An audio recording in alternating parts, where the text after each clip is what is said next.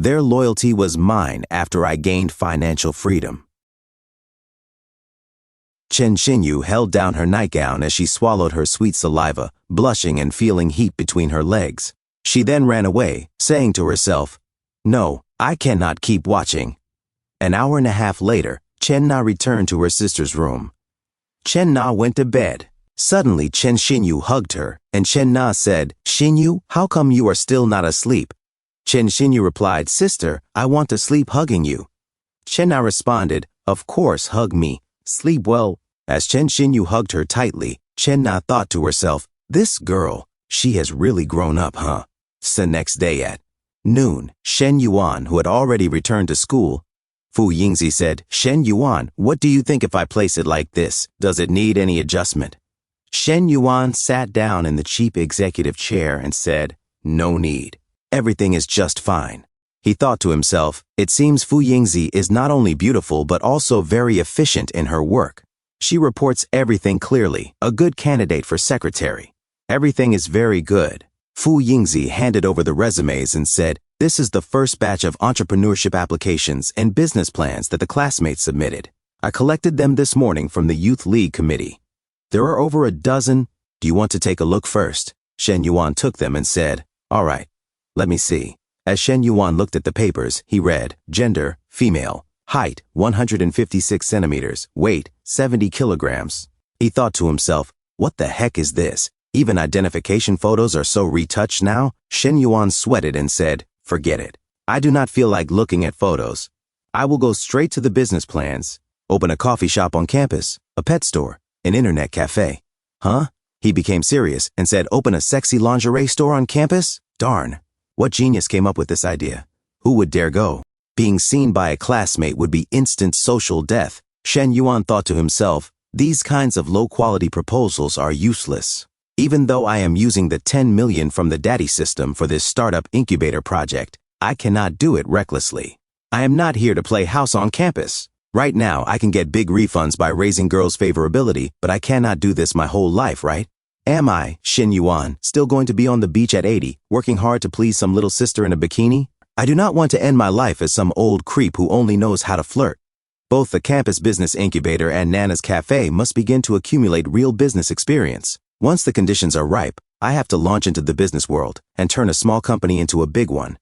Turn my own industry into a multinational conglomerate like Gigaduro, Banana, or Teslala. I, Shen Yuan, cannot live this life just as a poetic playboy. I must become a legend of the era who contributes to society and the country.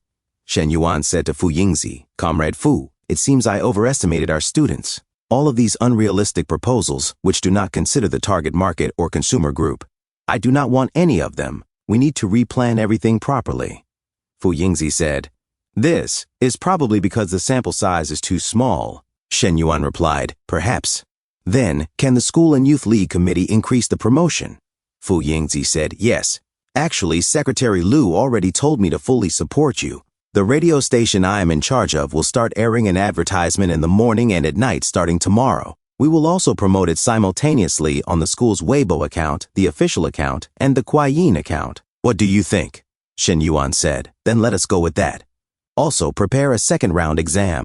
The questions should cover as much as possible: business management, investment, marketing, psychology, and international trade. Those who pass the initial review will take a unified second-round test." Fu Yingzi replied, "Understood. I will take care of it as soon as possible." Shen Yuan said, "Thanks for your work." He thought to himself, "Since I got the system, I have only felt the joy of spending and making money. This is the first time I have felt, from Fu Yingzi, the joy of ordering someone to work as I please. Indeed, money does not just bring houses, cars, and women. It also brings power." Shen Yuan said to himself, "Having more practical talents like Fu Yingzi is the key to my future. It seems that at this stage, I not only need to develop favorability from the opposite sex, but I must also seek capable subordinates without delay." In a different scene at the fitness center, Manager Gong said to Liu Menglu, "Liu Menglu, do you know what time it is? You come to work at this hour? You do not want to keep working, do you?" While sweating and drinking her Chinese knockoff of Gatorade, Liu Menglu stopped drinking, her bottle still full, and said, "I sent you a message asking for the day off, and I also informed the members who had class." Manager Gong said, "And you even have the nerve to bring that up. Your day off, did I approve it?" Lu Menglu stood up and replied, "Why do you not look at what your message says? Have lunch with me at noon and I will approve your leave." Manager Gong, "Aside from that, can you not try something else?" Manager Gong said, You. In short, I did not approve it. This is absenteeism." As Lu Menglu ignored him and walked away, Manager Gong said, "Do you know how much gets deducted for absenteeism according to company rules?" Lu Menglu replied, "Deduct whatever you want. I am done working for you. I quit." A few moments later, fitness coach Han Lehigh asked, "Manager, did Menglu really quit?" Manager Gong replied, "All the clients she built over the years are with our gym. If she does not work here, how will she make a living?" Fitness coach Han Lehigh looked outside and said, "Manager, did you see what car Menglu came in?"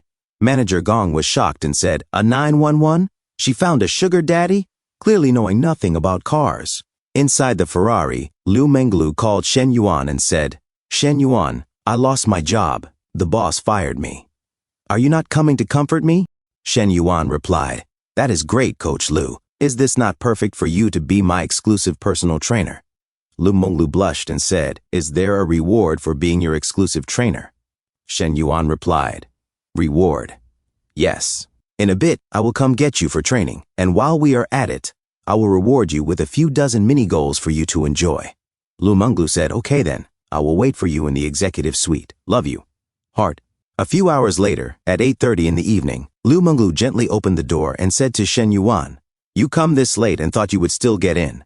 Shen Yuan turned away and said to himself, "This woman, really, so naughty and such a tease. All right, you want to play push and pull, huh? Then let me show you what tug-of-war really is." As Lu Menglu was shocked and sweating, Shen Yuan said, "You will not let me in. Then I am leaving." Lu Menglu immediately shouted, "Ah, baby, do not go." She pulled Shen Yuan inside, and he said, "Were you not the one who would not let me in?" Lu Menglu said, "Oh, Shen Yuan, I just wanted to set the mood. Do not go, okay?" Shen Yuan said, "Then beg me. Let me see if your attitude is sincere or not." Lu Menglu pressed her large soft chest against Shen Yuan's arm and said, "Where is my attitude not sincere?" Shen Yuan said, "Well, I felt a bit of sincerity." As he stared at Lu Menglu's large, firm chest, Shen Yuan suddenly smothered his face in the soft, full curves and said, "All right, for the two of them, I will not leave." Thank you so much for watching. That's all for now. If you enjoyed this video, please give it a thumbs up and consider subscribing to help me grow my channel. Your support means the world to me. Don't forget to leave a comment below. I love hearing from you. Let's keep the conversation going and get those analytics buzzing. Until next time, take care.